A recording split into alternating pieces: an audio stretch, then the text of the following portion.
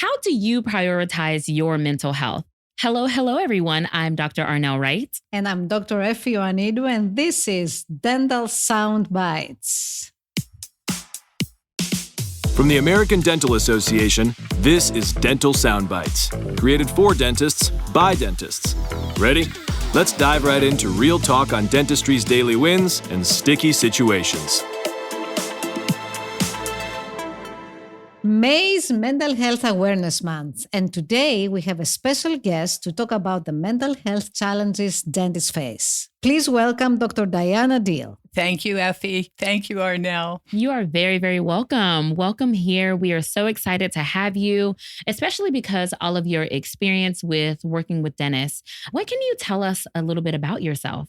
I'm a psychologist.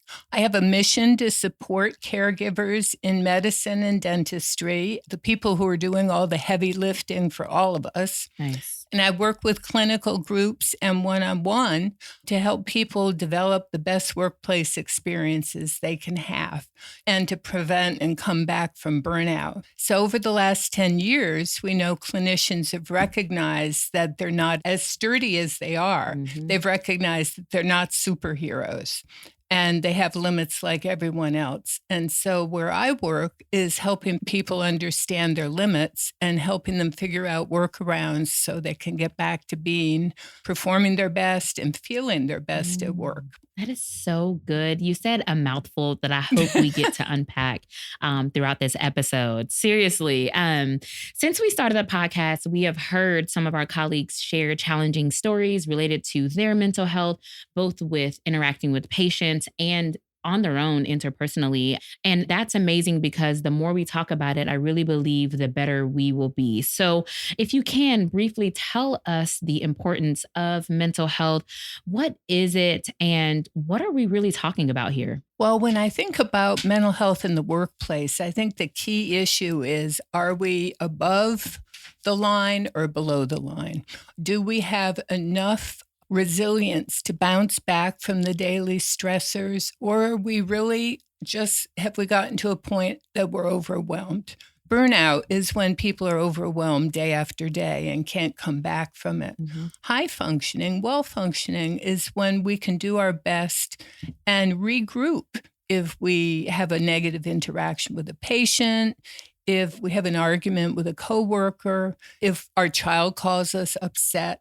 We can regroup and we can problem solve. These are events that happen in everybody's life. When we can no longer regroup and problem solve, when we're in deficit mode, we're heading towards burnout. And that's a problem for a lot of reasons. And it shows up in different ways in different people. So you mentioned regrouping and being above or below the line. So would high functioning be above the line? Yes. Okay, awesome. Yes, thank you for clarifying. Yes. It's like You're in the black. Yeah. You've got enough to draw on. And in fact, ideally, you feel good most of the time. Yeah. When I think of high functioning, immediately when I hear the phrase, I instantly feel that it's a negative thing. Could you expound upon what does it look like? Yeah, what does it look like? And I know it manifests differently in everybody. Yeah. But is this a good thing? Is it a bad thing? Or great question. Yeah, we jumped all in already. We are here. Right. When we're well, we have a lot of energy, both physical energy and emotional energy. We feel connected to people. We can use really good relationship building with new people. We can be comfortable and secure with the people we know well. And we're doing our best work. Those are signs of feeling well. Okay? Anything that interrupts that and interferes with it, then we start thinking what's going wrong.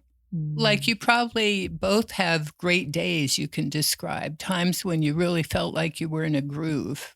What were they like for you? When you said not having the ability to regroup, that struck a chord with me, actually. So I'm sitting here, I'm listening intently because I'm like, when were those opportunities or those times in the office when I felt depleted? I don't know if that's the right term. Depleted is a great word.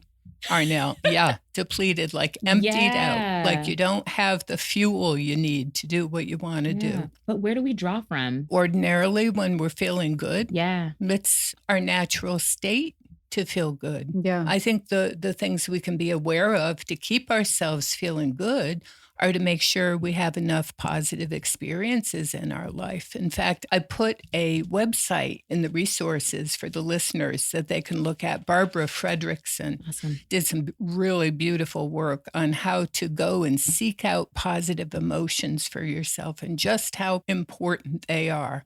So if we have enough positive experiences in our daily life, we just naturally feel good, I love that. unless something's gone wrong. That's human baseline. Right. In previous discussions that we had on the podcast, we brought up the different personality traits, which I'm sure apply here too, as well as, I will go to this and I will say aging, right? So when I reflect on myself and I think about me, 15 years ago or 20 years ago, right? I could go 24/7, communicate with people, speak the whole day, respond, write emails, do this, do that, come home and still be equally available, right? Right. As time goes by, based on my personal experiences, my own reserves, they seem to be consumed. And sometimes you feel that, this 24/7 is not possible. And I know that my personality hasn't changed. I'm equally extrovert as I used to be when I was 20. But you need some moments of silence. Yep. You're raising such an important issue, Effie. I'm so glad you did. And in fact, when I was talking about clinicians realizing they're not superheroes, they're realizing they cannot meet never-ending demand. They just can't do it. They don't have a minute to catch their breaths anymore in our current workplace. So what I would like to see is workplaces adapting to make sure clinicians do have the breaks they need. And also, I think we have to realize, again, we're not superhuman. We can work 3 or 4 hours and be fully top of our game. And then we need a half-hour downtime.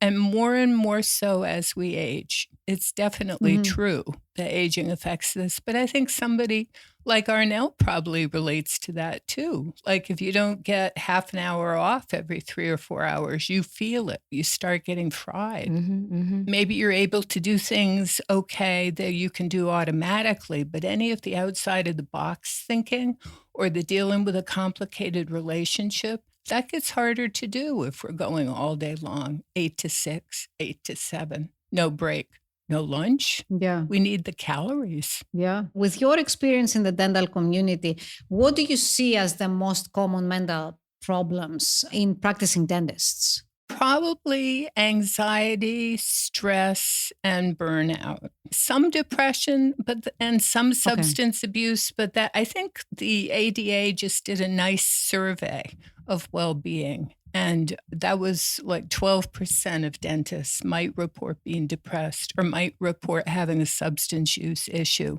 Anxiety, stress, burnout are much more frequent. And the anxiety comes from meeting the steady demand of being a technical person and an intellectual expert and combining all that to meet a patient's needs. Yeah. Man, there are so many things like that I'm just thinking about right now of how just like my day-to-day can be affected. To your point about the well-being survey, some of our dentists have even told us that they feel a stigma associated with asking for help. Right. Isn't that such a shame? Yeah. It's true of American society in general that we're not supposed to admit shortcomings or vulnerabilities. It's our culture. And I think we're up against that. Right. But then plus anybody who works as an expert with people and their bodies, they're worried that their patients may freak out if they show vulnerabilities. Yeah. There's added pressure on them to be perfect. And probably in their training, they learn to accept the pressure to be perfect, to present a certain professional face to their patients. So, of course, we don't want to lose it in front of our patients ever. However, I don't think this message has to extend to our whole lives. Right. Does it? Of course. Can't we confide in our colleagues? Wow, I'm having a rough day. Can't we go home and tell people, I need a day off? Can we not find somebody to confide in to say, I'm just worried all the time and I can't seem to put the worry aside and refocus and be present in my life? Yeah. You brought up so many very interesting issues, and I'm thinking, even to the level that we express vulnerability, I think our community evolved a bit. Definitely. Perhaps 20 years ago, it was, I always come with a 20. 20 is my reference point. It's your favorite number. Yeah. 15 years ago, it was not socially acceptable in the scientific community to even bring up the work-life balance. This is a pretty recent setup. Right. We're accepting now that we're not superhuman. Absolutely. And not only this, but I'm bringing another aspect to this. As women come into the workforce in higher numbers, especially in dentistry, being a mother or being a caring, elderly caring person is not anymore held against you, right? It used to. Absolutely. I have memories of this. It's not like a different generation. I'm talking about me when I had my daughter back in 2004. Right. I had to manage this in a way that, God forbid, anybody knows that I have to go home or I have to pick up from daycare. Yeah. It was an undercover kind of life. Oh my gosh. You needed to still present the image that you were all there for your professional self and your patients. Absolutely. Is your practice short-staffed? Find the right fit with Stint. From dental assistants to hygienists to office managers, Stint can help find vetted candidates for short or long-term positions. ADA members save $50 on their first hire. Learn more at stint.com/ADA. Group practice, FQHC, faculty, which suits you? Find out in a new career path quiz on the ADA member app. Now through June 12th, 2023, quiz takers automatically enter to win great prizes. It's a win-win. See contest rules and download the app at ada.org/app. So people often ask, what can we do to support our peers if they're struggling with a serious issue?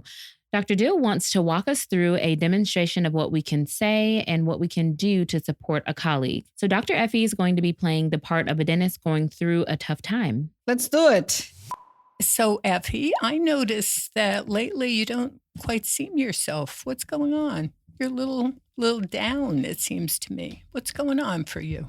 There are so many things in my mind, and I kind of feel a little bit overwhelmed at work. I feel like 24 hours are not enough to finish what I start in the morning. It's just like by 10 a.m., I'm already ready to go and take a nap. Wow. So you're feeling pretty overwhelmed at work, and by mid-morning, you've run out of steam. Yeah. Wow. This happens frequently, I think. I try to get some coffee, get hydrated, and I try to do all the right things, but still the mind is really tired. So that must be upsetting for you to see that. It is. I try to regroup in the weekend, but maybe 2 days, Saturday, Sunday, are not enough to regain energy. So I feel that Monday we start, and again in the same cycle of hard work with no end. Hard work with no end. I mean, don't get me wrong. I love my patients, but without having this level of commitment and the hard work during the day, this really, really exhausts me. You're noticing that you don't have the energy you're used to having. And yeah, I've seen you seeming a little less of the usual bounce that I think of you as having. Yeah. How long has this been going on, would you say? I would say a few months. And what do you think is causing this downturn in your energy, Effie? Oh, I think that I overextended and I double booked patients, took some more responsibilities outside the practice. And, maybe I should have learned earlier to say no. So you're thinking that maybe you're tired and tired enough to feel like you can't go on at 10 a.m. at work. Yeah, You're feeling tired because you're trying to do more than you can actually do. that's right. So that's a tough situation to find yourself in. When you hear yourself say that, Effie, what do you think would make sense as a way of getting your energy back? I probably need a long vacation. A long vacation. Maybe, some peace and quiet, people not asking questions, no phone calls. Some peace and quiet. And I need a break. And after you had a break and got restored, what do you think you would do about the schedule you've taken on, given that it sounds like it's really too much? Yeah, I think what you're guiding me towards is something really obvious. I will need to structure my schedule in a way that it's more humane. I think I really load my schedule with too many things and too many patients and then too many responsibilities after 5. So I would definitely need to kind of find a balance, which sometimes is difficult to do so, but I know I have to work on this, but I keep postponing and postponing and postponing.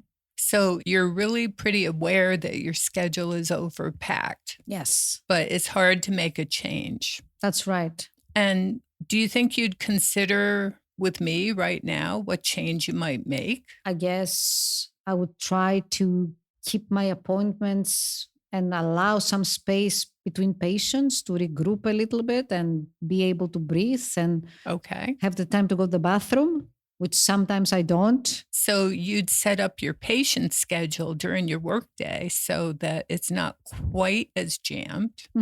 So tell me what that might look like. How much time would you take as a break and how often? Ideally, I would like to take 5-10 minutes between patients, which right now I don't have. I go from room to room and, maybe have a decent lunch break for a change and be able to sit down and have a salad and to speak with my staff or my colleagues in a slow pace without rushing and be able to breathe a little bit. That sounds pretty tempting, doesn't it? Very tempting. And so given, Effie, that you're saying you're feeling the effects of overworking, and given that you have a picture in mind of how to set things up differently, what do you think you can do to make that happen for yourself? I definitely need to restructure the office and train the front desk to respect those requests and make sure that we set up some ground rules and schedule the patients in a way that we just fantasized about. That we just Like fantasize. the ideal way. Yeah, completely. Like the ideal way, the way that spaces out the appointments and allows for me time to decompress at lunch. Right now, my front desk thinks that I can really get going all the time, like from 9 to 5. But clearly, this is not the case. I think I'm reaching my limit. And they're probably looking for direction from you, aren't they? That's right. So I am wondering if I might challenge you to tell me when you might make this change. It's hard to make change because you have committed appointments. So I have to just do this gradually, I guess. And maybe even next week, sit down the staff and just let them know what the decision is and how we can proceed for new patients and new appointments. Obviously, it's very difficult to go back to the schedule as is and restructure it. But starting from now, anybody new, perhaps we can consider spacing out the appointments in a friendlier way. To me and the staff, of course. What a good idea. You made me come to the idea. See, you do miracles. And if you're feeling that exhausted, Effie, it may even make sense to postpone some patient appointments because you have needs too, right? Many times we feel that we disappoint people if we do this, but I guess you're right. Yeah. You're learning that you have a limit to how far you can push yourself. And, if you want to be there for your patients, you may need to back off and reset the schedule sooner rather than later. Yeah, that's a great idea. Okay, so may I check in with you about this in a few weeks and see how it's going? Yeah, let's do this. It will be great. Okay. All right, guys, that is how a coaching intervention for what turns out to be burnout, straightforward burnout. Effie's exhausted from overworking, and it's finally caught up with her. And she's trying to make sense of what's going on for her and find a solution.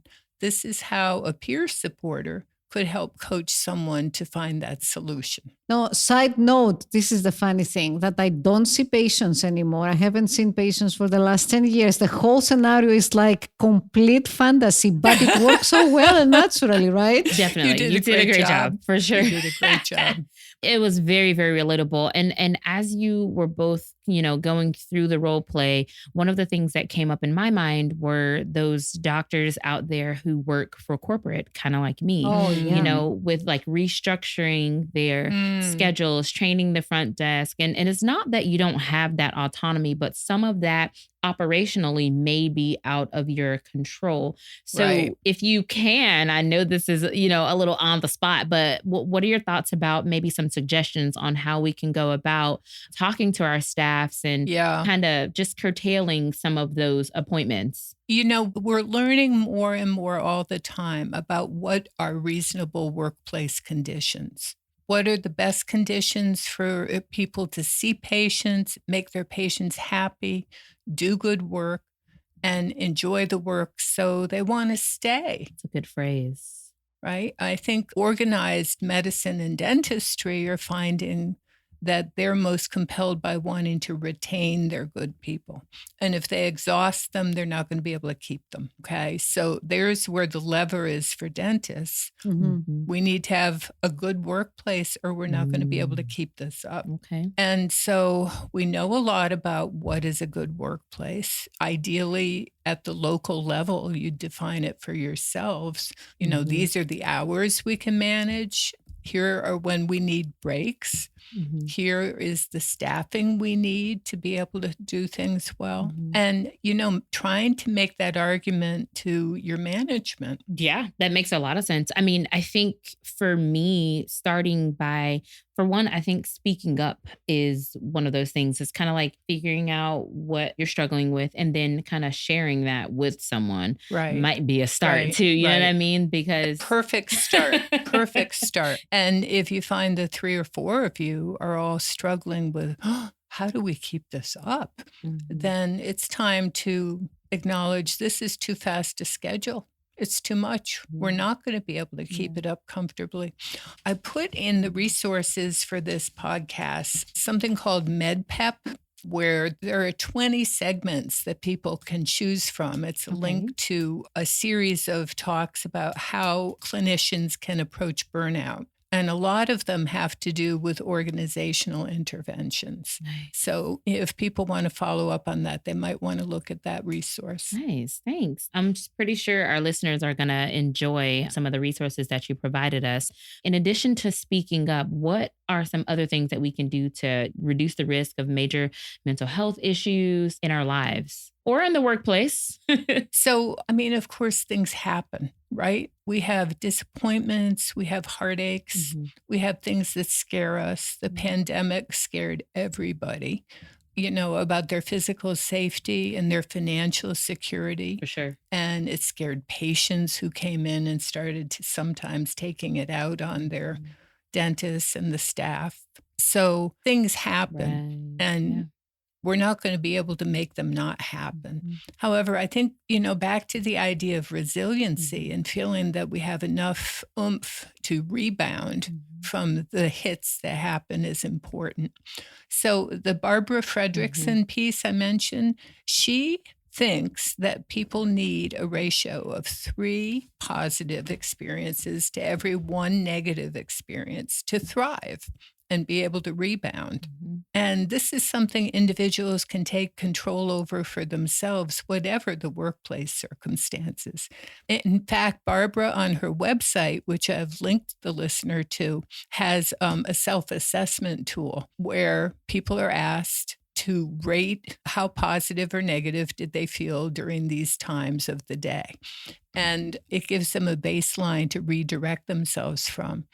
So, it requires a certain amount of planfulness, but not too much. I think it means valuing ourselves enough to say our happiness is important and worthwhile, valuing ourselves enough to say, well, I'm going to see my friends tonight because I need to and because it makes me happy. Yeah. Or I'm going to go home and cook my favorite meal and unplug everything and make people leave me alone because it makes me feel peaceful. There you go. So seeking out positive experiences is what gives us that resilience. We want to have trusted confidants to turn to if we're feeling like we don't have our usual good spirits, and they can help us figure out what's going on and what we need to do. Of course, some people love being social and some people don't love being social. So I think it's important to figure out what makes you happy. Positive experiences are things like finding meaning in the work you do, feeling proud of what you were able to do at work, feeling proud of the friend that you are, or the wife or husband or parent that you are. Positive experiences are, I connected with somebody who's important to me, or just like I like to play pickleball and I can't wait to get on the court. Seeking out positive experiences. We're in such a work culture, we lose sight of that. Yeah, it does. If you or someone you know is struggling, please know that there are resources and people available to help. There's a newly updated dentist well-being directory available online. It's a state-by-state list of healthcare professionals who will serve as a point of contact and offer support during a time of need. And it's free for everyone, not just members. The ADA has a series on resiliency available, and you can even get CE credits for watching. Learn more about the value of mental health in your practice through resources from the Hope for the Day organization. You can find all these links and more resources on the show notes for this episode at ada.org/podcast. Keep in mind, if you or someone you know is experiencing suicidal thoughts or a crisis, please text or dial 988 to be connected to the National Suicide Prevention Lifeline. This service is free and it's very confidential. On the next Dental Soundbites. How did you decide which direction you wanted your dental career to take? Solo owner, small group practice, DSO, a medical setting, or a federally qualified health center, faculty or military? So many practice options. Where do you start? Join us as we talk to dentists who choose different paths and dig a little deeper into how their choices fit their career interests, lifestyles, and goals. Your career roadmap next time on Dental Soundbites.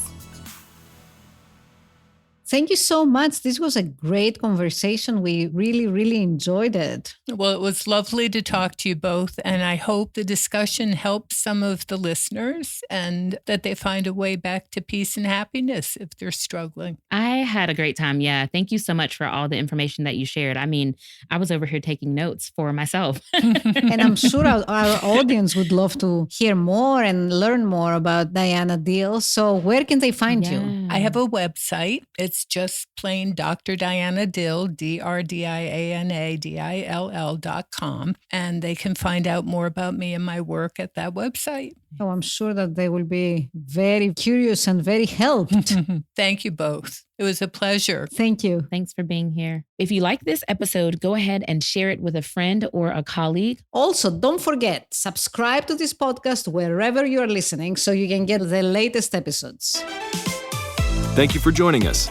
Dental Soundbites is an American Dental Association podcast. You can also find this show, resources, and more on the ADA member app and online at ada.org/podcast.